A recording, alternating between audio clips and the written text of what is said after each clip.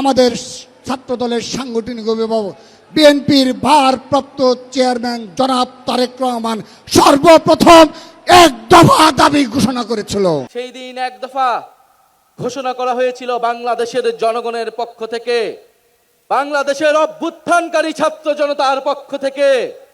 ফলে এক দফার প্রকৃত ঘোষক হলেন বাংলাদেশের জনগণ।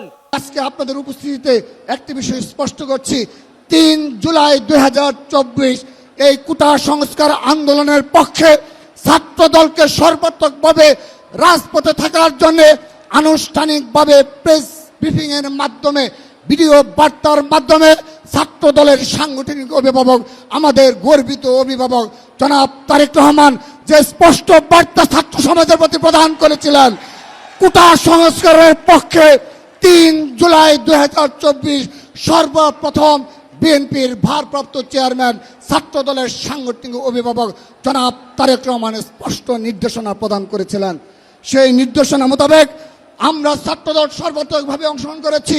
স্মরণে রয়েছে এই শাহবাগে যেদিন বাংলা ব্লকেট পালিত হয়েছিল ৭ই জুলাই, সেই ৭ জুলাই অগ্রভাগে নেতৃত্ব দিয়েছে ঢাকা বিশ্ববিদ্যালয়ের ছাত্রদল সহ সকল ঢাকার সকল ইউনিটের নেতৃবৃন্দ। আমরা যেদিন ৮ জুলাই বৈষম্য বিরোধী ছাত্র আন্দোলনের ৬৫ সদস্য বিশিষ্ট কমিটি গঠন করা হলো, সেই কমিটি গঠনের পর থেকে ছাত্রদল আনুষ্ঠানিকভাবে সর্বাত্মকভাবে শুধুমাত্র ঢাকা বিশ্ববিদ্যালয় নয়, শুধুমাত্র শাহবাগ নয়, শুধুমাত্র যাত্রাবাড়ি নয়, পুরো বাংলাদেশে হাজার হাজার লক্ষ ছাত্র দলের নেতা কর্মীরা এই জুলাই আগস্ট গণঅভ্যুত্থানে অগ্রভাগে নেতৃত্ব দিয়েছে। প্রিয় উপস্থিতি, আপনাদের স্মরণে রয়েছে 11 জুলাই ছাত্রদল কেন্দ্রীয় সংসদের পক্ষ থেকে নয়াপল্টন পার্টি অফিসে প্রেস ব্রিফিং এর মাধ্যমে আমরা কোটা সংস্কার আন্দোলনে সম্পৃক্ত থাকার কথা স্পষ্টভাবে নির্দেশনা প্রদান করেছিলাম শত শত সাংবাদিকের সামনে। আপনাদের স্মরণে রয়েছে 14 জুলাই খুনি হাসিনা যেদিন কটূক্তি করেছিল রাজাকারের বাচ্চা বলে, সেদিন আমাদের ঢাকা বিশ্ববিদ্যালয়ের বোনেরা বিক্ষোভে ফেটে পড়েছিল, বিক্ষোভে উত্তাল ছিল ঢাকা বিশ্ববিদ্যালয় হলগুলো। সেদিনও ঢাকা বিশ্ববিদ্যালয়ের ছাত্র দলের সকল পর্যায়ের নেতাকর্মী, ছাত্র দলের সকল পর্যায়ের নেতাকর্মী সেই রাত অবধি রাজু ভাস্কর্য অবস্থান গ্রহণ করেছিল। প্রিয় উপস্থিতি, এই কটূক্তির প্রতিবাদে 15 জুলাই সারা বাংলাদেশের সকল শিক্ষা প্রতিষ্ঠানে রাজপথে ছাত্র দলের প্রতিবাদ কর্মসূচি ছিল। সেদিন ছাত্রলীগ সন্ত্রাসীরা নৃশংস হামলা চালিয়েছিল, বিশেষ করে ঢাকা বিশ্ববিদ্যালয়ে আমাদের বোনদের উপর যে হামলা চালিয়েছিল সেটি আজও জাতির কাছে তারা ধিক্কৃত হিসেবে হয়েছে। অতঃপর 16 জুলাই ছাত্রদল আনুষ্ঠানিকভাবে আবারও প্রেস ব্রিফিং এর মাধ্যমে সকালবেলা, পরবর্তীতে বিক্ষোভ মিছিলের মাধ্যমে স্পষ্ট করেছিলাম যে এই কোটা সংস্কার আন্দোলন আমরা সর্বাত্মকভাবে অংশগ্রহণ রয়েছে। আমি আজকের এই ঐতিহাসিক ছাত্র সমাবেশে আমি একটি বিষয় সবাইকে মনোযোগ সহকারে স্মরণ করিয়ে দিচ্ছি।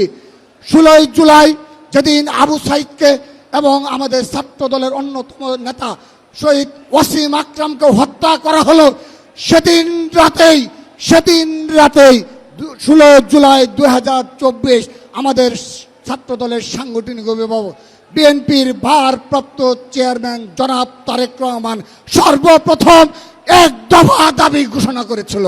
বাংলাদেশের মানুষ, এই ঢাকা শহরের মানুষ নেমে এসেছিল এই শহীদ মিনারে। এই শহীদ মিনার থেকে আমরা ঘোষণা করেছিলাম ফ্যাসিবাদী ব্যবস্থা বিলোপের সেই ঐতিহাসিক এক দফা। এই ঐতিহাসিক এক দফা কোনো ব্যক্তির পক্ষ থেকে নয়, কোনো দলের পক্ষ থেকে নয়, কোনো সংগঠনের পক্ষ থেকে ঘোষণা করা হয় নাই। সেই দিন এক দফা ঘোষণা করা হয়েছিল বাংলাদেশের জনগণের পক্ষ থেকে, বাংলাদেশের অভ্যুত্থানকারী ছাত্র জনতার পক্ষ থেকে। ফলে এক দফার প্রকৃত ঘোষক হলেন বাংলাদেশের জনগণ, বাংলাদেশের অভ্যুত্থানকারী ছাত্র জনতা এবং আমাদের শহীদ ভাই ও বোনেরা।